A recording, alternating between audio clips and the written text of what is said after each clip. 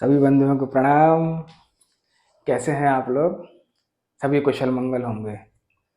आपको ज्ञात ही है कि हम गीता परिषद द्वारा प्रकाशित श्रीमद् वाल्मीकि रामायण का पठन कर रहे हैं। अब तक हमने कुल 21 अध्याय पढ़ चुके हैं और इसमें विश्वामित्र जी आए थे प्रभु श्री राम को अपने यज्ञ की पूर्ति के लिए मांगने। तो राजा दशरथ मतलब पुत्र वियोग के कारण उन्होंने मना कर दिया, तो वो कुपित हो गए। फिर उन्होंने रोषपूर्ण वचन कहे, फिर वशिष्ठ जी ने उन्हें समझाया। उसी क्रम में आज हम द्वाविंश सर्ग यानी 22वां सर्ग का पठन करेंगे।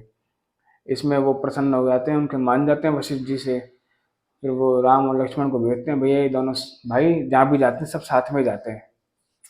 तो उन्होंने श्री राम और लक्ष्मण को मुनि जी के साथ भेज दिया। तत्पश्चात मार्ग में महर्षि विश्वामित्र जी ने उन दोनों भाइयों को, प्रभु श्री राम को विद्याएं दी। तो उसी का आज इस सर्ग में वर्णन है ना। आपको ये वीडियोस कैसे लग रहे हैं कमेंट्स में बताइए, और अगर अच्छे लग रहे हो तो लाइक कीजिए, सब्सक्राइब कीजिए और ज़्यादा से ज़्यादा लोगों तक इसे शेयर भी कीजिए। चलिए पठन शुरू करते हैं। जय श्री सीताराम। बालकांडे द्वाविंशः सर्गः।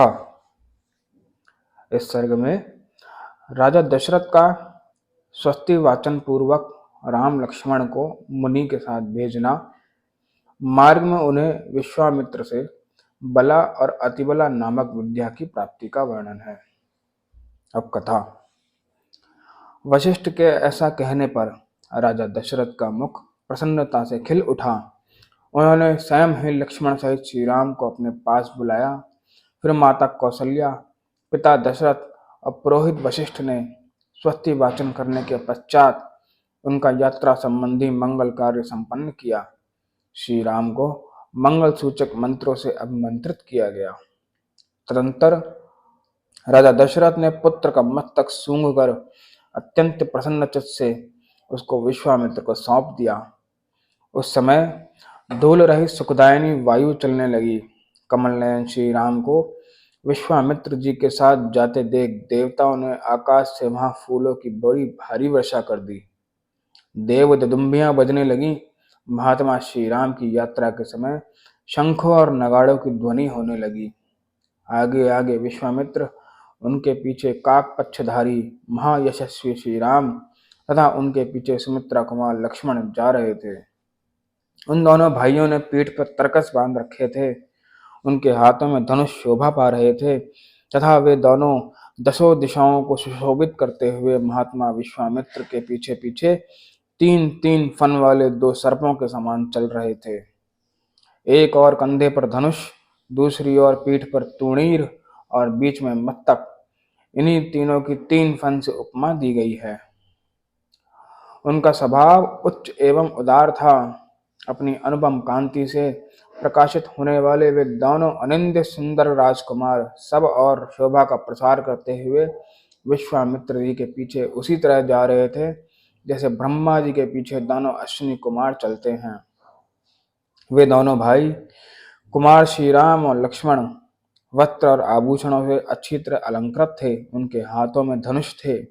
उन्होंने अपने हाथों की अंगुलियों में गोहटी के चमड़े के बने हुए दस्ताने पहन रखे थे। उनके कटी प्रदेश में तलवारें लटक रही थीं। उनके श्री अंग बड़े मनोहर थे। वे महातेजस्वी श्रेष्ठ वीर अद्भुत कांति से उद्भासित हो रहे थे। सब और अपनी शोभा फैलाते हुए कुशिक पुत्र विश्वामित्र जी का अनुसरण कर रहे थे। उस समय वे दोनों वीर अचिंत्य शक्तिशाली स्थाणुदेव यानी महादेव के पीछे चलने वाले 2 अग्नि कुमार स्कंद और विशाख की भांति शोभा पाते थे। अयोध्या से 1.5 योजन दूर जाकर सरयू के दक्षिण तट पर विश्वामित्र ने मधुर वाणी में राम को संबोधित किया और कहा, वत्स राम, अब सरयू के जल से आचमन करो। इस आवश्यक कार्य में विलंब न हो। बला और अतिबला नाम से प्रसिद्ध इस मंत्र समुदाय को ग्रहण करो। इसके प्रभाव से तुम्हें कभी श्रम यानी थकावट का अनुभव नहीं होगा। ज्वर नहीं होगा, तुम्हारे रूप में किसी प्रकार का विकार या उलटफेर नहीं होने पाएगा। सोते समय अथवा असावधानी की अवस्था में भी राक्षस तुम्हारे ऊपर आक्रमण नहीं कर सकेंगे। इस भूतल पर बाहुबल में तुम्हारी समानता करने वाला कोई नहीं होगा। तात रघुनंदन राम, बला और अतिबला का अभ्यास करने से तीनों लोकों में तुम्हारे समान कोई नहीं रह जाएगा। अनघ, सौभाग्य, चातुर्य, ज्ञान और बुद्धि संबंधी निश्चय में तथा किसी के प्रश्न का उत्तर देने में कोई तुम्हारी तुलना नहीं कर सकेगा। इन दोनों विद्याओं के प्राप्त हो जाने पर कोई तुम्हारी समानता नहीं कर सकेगा, क्योंकि ये बला और अतिबला नामक विद्याएं सब प्रकार के ज्ञान की जननी है। नरश्रेष्ठ श्री राम, तात रघुनंदन, बला और अतिबला का अभ्यास कर लेने पर तुम्हें भूख प्यास का भी कष्ट नहीं होगा। अतः रघुकुल को आनंदित करने वाले राम, तुम संपूर्ण जगत की रक्षा के लिए इन दोनों विद्याओं को ग्रहण करो। इन दोनों विद्याओं का अध्ययन कर लेने पर इस भूतल पर तुम्हारे यश का विस्तार होगा। ये दोनों विद्याएं ब्रह्मा जी की तेजस्विनी पुत्रियां हैं। कुकुस्त नंदन, मैंने इन दोनों को तुम्हें देने का विचार किया है। राजकुमार, तुम ही इनके योग्य पात्र हो। यद्यपि तुम में इस विद्या को प्राप्त करने योग्य बहुत से गुण हैं अथवा सभी उत्तम गुण विद्यमान हैं, इसमें संशय नहीं है, तथापि मैंने तपोबल से इनका अर्जन किया है। अतः मेरी तपस्या से परिपूर्ण होकर यह तुम्हारे लिए बहुरूपणी होंगी, अनेक प्रकार के फल प्रदान करेंगी। तब श्री राम आचमन करके पवित्र हो गए। उनका मुख प्रसन्नता से खिल उठा। उन्होंने उन शुद्ध अंतःकरण वाले महर्षि से वे दोनों विद्याएं ग्रहण करी। विद्या से संपन्न होकर भयंकर पराक्रमी श्री राम सहस्त्रों किरणों से युक्त शरतकालीन भगवान सूर्य के समान शोभा पाने लगे। तत्पश्चात श्री राम ने विश्वामित्र जी की सारी गुरुजनोचित सेवाएं करके हर्ष का अनुभव किया। फिर वे तीनों वहां सरयू के तट पर रात में सुखपूर्वक रहे।